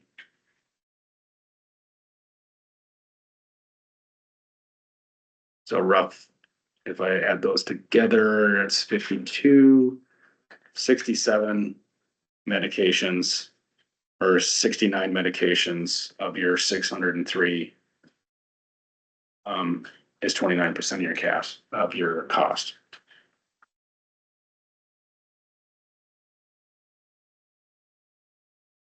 A lot happening in the pharmacy benefit world. Good things. And your employees have, they've been isolated from what we're seeing out there in a lot of groups. And you've got to measure that, and your employees deserve the best. We're seeing a lot of specialty medications that are costing $500, $600 a month out of pocket for employees and members. It's creating a big problem because people that can't afford it and then they're getting sicker and then they're ending up in the hospital. And so it's ringing around the rosy here. So people are getting access to great care at really an affordable cost here, and that's key to productivity. Page 13, I just did a snapshot of comparing you against other employers. So yeah, you may look at your costs saying, hey, they're much higher. You have a really good spread of family and versus single. That'll help you in the long run, believe it or not. I also showed you the prescription drugs. You guys don't have copays, which is nice. You guys just say, hey, you're gonna pay towards your deductible. So that helps people slow down and ask for generics. I did your dental comparison, right in line with what we're seeing out there in public administration. And then the last page 14, just showing you what your employee contributions are as compared to other organizations. So you take a look at, I did the premiums, full rate, single and family, and then you can see what the employee costs are per month. And then you can see the family. And then below here, I broke this down for just public administration. You're on a PPO, so that's where you want to compare. So obviously best in class on the single, but certainly you guys knock it out of the ballpark on the family contribution. So those are what the average public employer is paying for their family coverage versus where you're up here.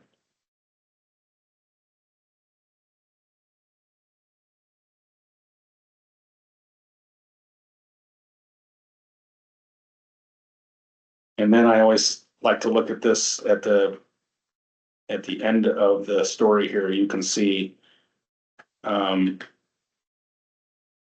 have family coverage.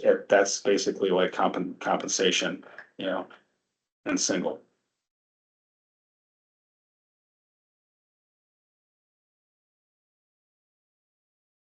So the question might be, well, what happens if we double our deductible or if we start adding a bunch more of liability on the employees? You'd be surprised that it wouldn't do much. Like if you double your deductibles, it might be a 1% savings. Because now the insurance companies see everybody as $1 million risk. So if you tell an underwriter that I'm going to take on an extra $1,000 or another $500 of risk, what do you think that's going to do to your rates? It's kind of mind numbing. And you're not alone. Was that 2 minutes? You're over, but that's okay. I forget it. This is important stuff. You're forgiven. So. Takeaways, I'm gonna just ask for some EAP reporting. And then, we also, yeah, just waiting for final, what you guys would like to do. And if you have any other questions, please let me know. Very good. Thank you. Thank you. Yeah. Thank you, guys. Now we're gonna hope that son did his job while we ran here. Yeah. Trying to set up a little bit. See you here in a couple weeks for employee meetings. All right. Corner.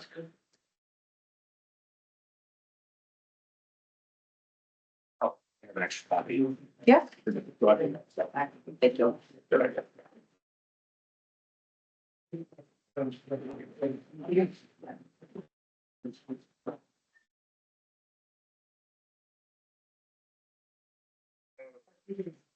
Quickly, auditor's report needs to accept that. I'll make a motion, we accept the quarterly report. Auditors. I will second it. Seconded. All those in favor say Aye. Aye. aye. Motion carries. Have somebody who's applying for home-based Iowa benefits and didn't have, I guess, a list of all of the qualifications, and so looked at what other counties have done.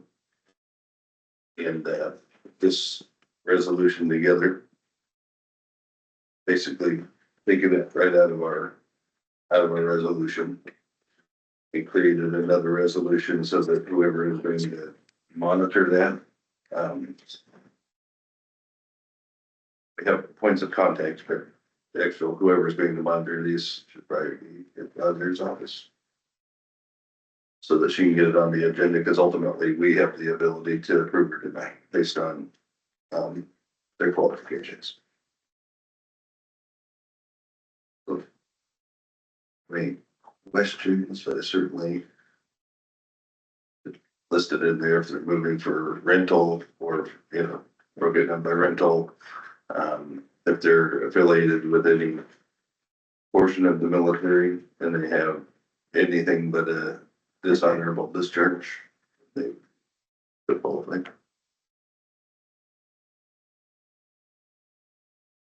Questions?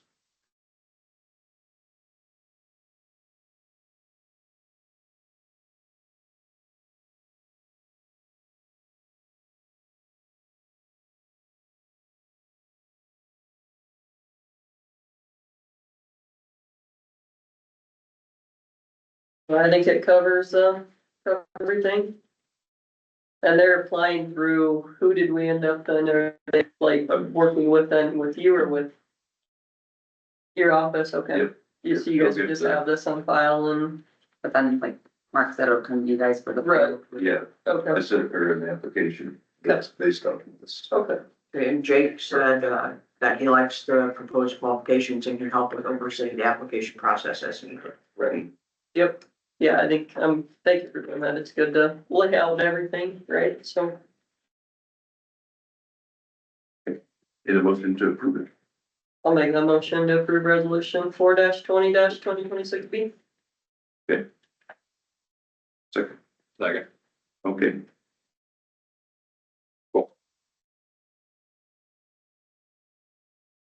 Homer, Aye. Turner, Aye. Campbell, Aye. Nolan. Aye. Aye. Okay, budget passes. Okay.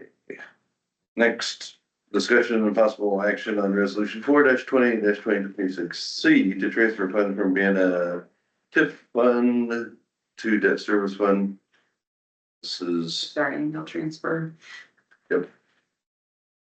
just very basic, be it resolved that the Tama County Board of Supervisors approves the transfer of $448,420 from the being a TIF fund to the debt service fund as requested by the Tama County Auditor. I'll make the motion, we accept resolution 4-20-2026D. Then moved.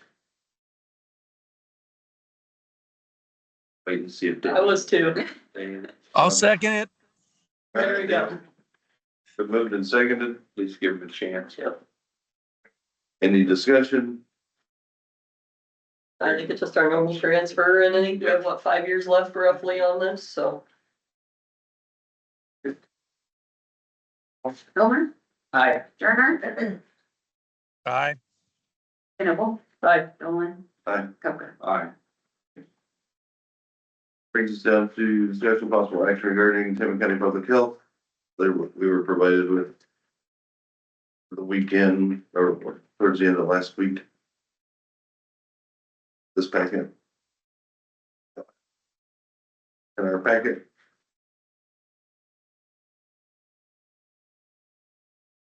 What it lays out here. The Board of Health voted to decertify from the Medicare certification that the department currently holds on 4/16/26. The following budgets include the public health budget, the decertified home health budget, and operational impact. Just a little bit of a narrative on the back, the financial snapshot, budget adjustments, other considerations. So, anybody got any questions or comments? On what that looks like?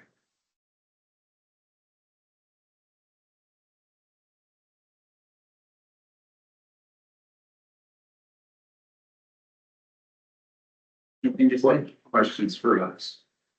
You got anything, Kurt? I really don't now that I see this. I was kind of in and out of town the last half of the week, so, it's not, I was a little confused before too, one way or the other, and the last meeting I got to be with the nurses pretty much made their statement or their feelings, and after that, it was kind of a, and losing Stacy doesn't help. I wish you luck. You did great. I appreciate what you've done here. But I think I'm kind of leaning this way myself now that we kind of lost Stacy. Yeah. I think the bed was made. I think whose fault it was or whatever, doesn't matter anymore. I mean, it was just, I think what's happened in the past has made what's happening now basically what has to happen. And I feel comfortable that we can still help the certain groups of people. So, yeah, not a fun day, but, I think it's the road we gotta go. I will be with you guys, but I muted it today. You have a meeting at noon, right? No?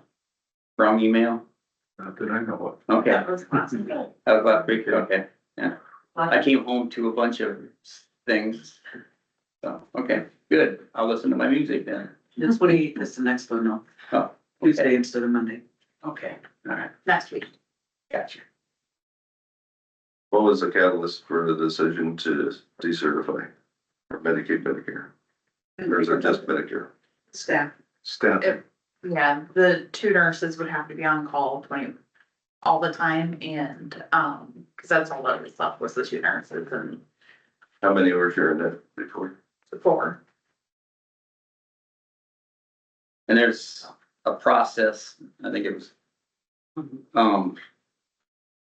little difference in opinion on how long it would take to get up to speed, but there's a time to get up to speed for nurses.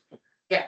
I mean, to get hired, it wouldn't be like they could get hired tomorrow and go do what they need to You're do. looking at least 6 months to a year for So, to be able to hit that first and call. Staffing is, yeah, that's the best way to put it.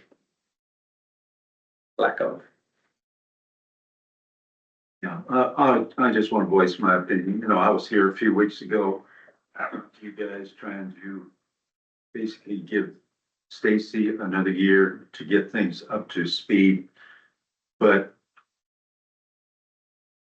after we found out that she was leaving and the nurses talked to us at the meeting, basically saying they don't have enough time to be on call 24/7 with 2 nurses. They can't do it. And so, you know, basically now what we're covering is exactly what this board asked us to cover in the first place. I mean, if you guys recall. So, We added in beds. So. Yeah. We added in the VA people because you don't have to have the Medicare certification right. for that.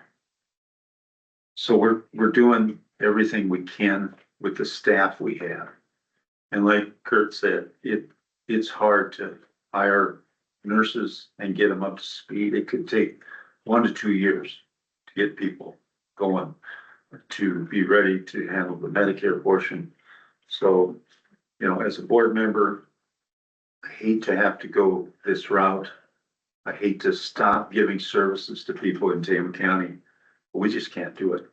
So thanks for your support in the past, and I hope you guys can, you know, approve what we're offering today. So it is a considerable cut from a year ago, so.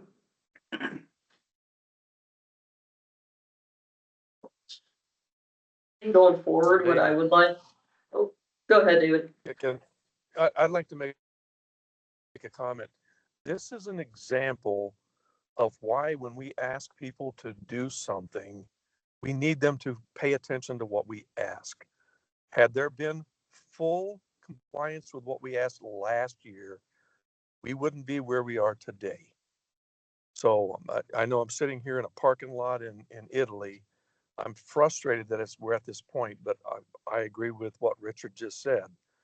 We're at this point now, and I personally think this is the way we're going to have to go.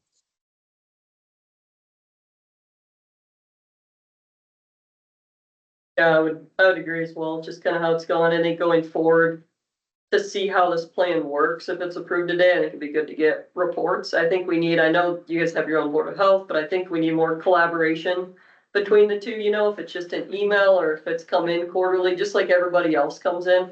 I'd like to see how is it working, or we're doing this many VA, this many, like, how is it going? How, like you said, we got in a bind with the timing to where we had to make decisions quick, and I don't like to make them quick, but we had to, and we knew last year we needed some changes.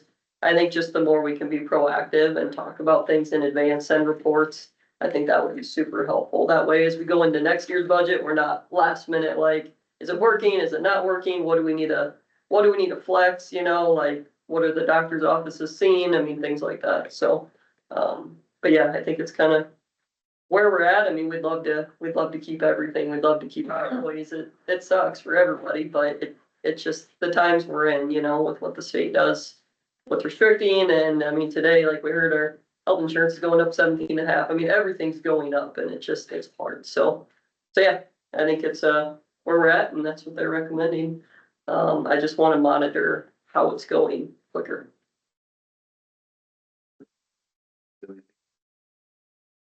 Well, it looks like it's pretty straightforward. Or do you send the report to all of everybody up there, or just one, okay? Every board meeting? You send it to Kurt, okay, after every board meeting, okay. Yeah, maybe it's already out there. Just be. I think he gets it, but I don't know, usually, I don't know if you guys all want to get the reports, because she does a report every time. Yeah, I'd like Pretty it. detailed about exactly how many services we had and everything. Yep. Yeah, you could always send to Karen. She could send it up to us. That'd be great. The more we know what's going on with each other, we can work better together, I think, so. Pretty much at quarterly. However often, or if you have it monthly, whatever works for you guys. I mean, That's from the work, so. if you're already doing it, then just send what you got, but. Quarterly. Must have a really good month next year. There you go. How do you guys plan to fill Stacy's position? I'm sorry, what? How do you plan to fill, I'm talking to the board, how do you guys plan to fill Stacy's position? I believe there's a job opening, isn't it? Am I right? Yeah, they were waiting to see what you guys decided today, because if it's decertified, it does not have to be an RN. It could, just be somebody with a healthcare administration degree. But if they were gonna do the certification, then it had to be an RN. And are the other employees all staying for the most part? I mean, my understanding was the current ones there could do this decertification, right? Like, is that kind of the rough plan? Get somebody who's already there, fill in the gap there. As long as we don't hear any more resignations, we believe that the staff that's there can handle what we're suggesting. Without filling her position? They'll be filling her position. Was it, we're gonna have one of the nurses step up?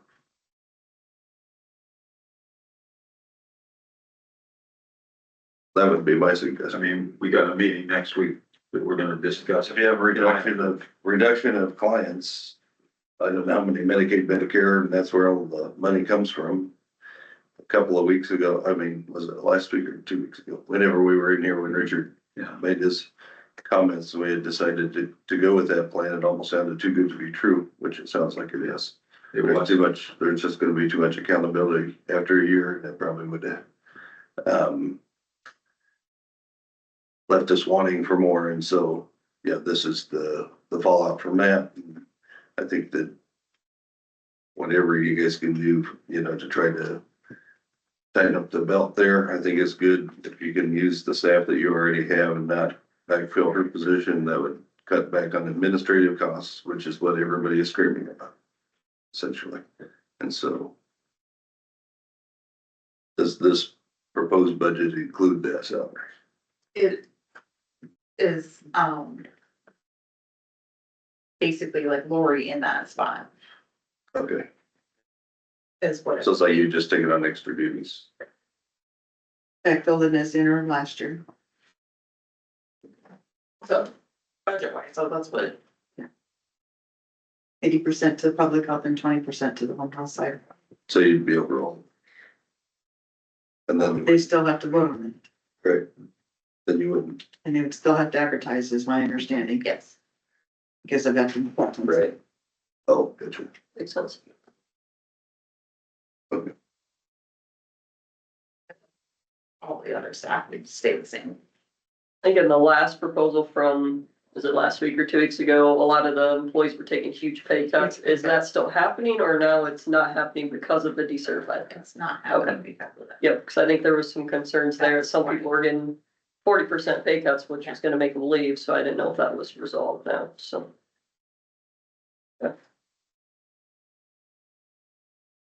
Do you want to make a motion?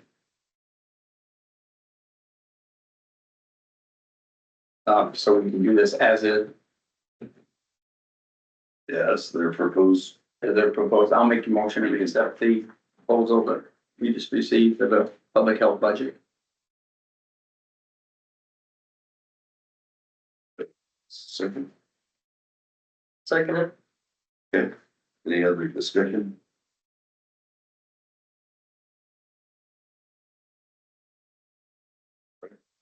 All those in favor say aye. I, I'm going to abstain. Okay. All right, motion will pass. This did have a 3% in there for staff increase.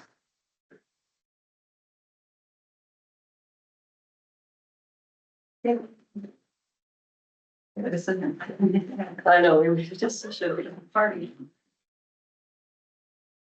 Thank you, guys. I know it hasn't been easy for all sides. It's been a tough topic for sure. Stacy, wish you luck and. The nurses have really stepped up and all the clerical staff are gonna take on a portion that what she was doing. Like, we're gonna have specifically have a specific project that she would manage. And they would do it and they're all willing to, even though they got paid cuts, they're all like, no. I think they'll get a lot of, and I think the Medicare patients will be okay because insurance is not bad. So I think they'll be okay. But there are some people who might just pay, you never know.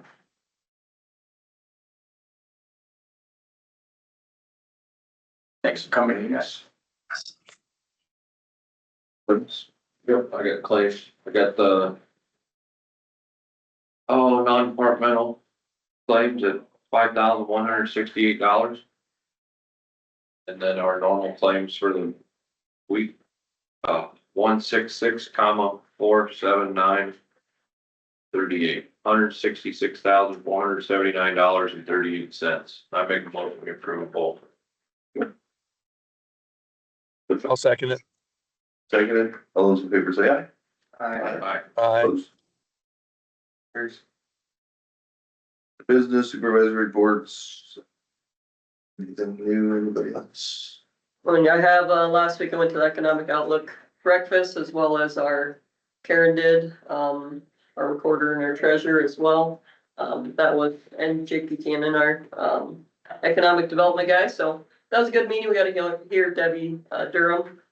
She's gonna be, this is her last year, so it was good to hear her speak. And I mean, it is important on the local side. We do all have an impact on economic development. It really starts here in our counties and our roles as our, our jobs, all of it. So yeah, it was good to network and yeah, so it was good. I'm doing my part about from the big group on Saturday. There you go. Yeah. Yep. I'll keep on doing that. Public comments again. Andrea Dvorak asked, wants to know if she can ask why David abstained. Oh, I will answer that because I'm sitting in a parking lot in Italy waiting for this meeting to be done, and I don't have the paper sitting in front of me. And so I'm abstaining because I have other concerns, but I will address them when I get back. okay. Good answer. Yes. Okay. Close public comments.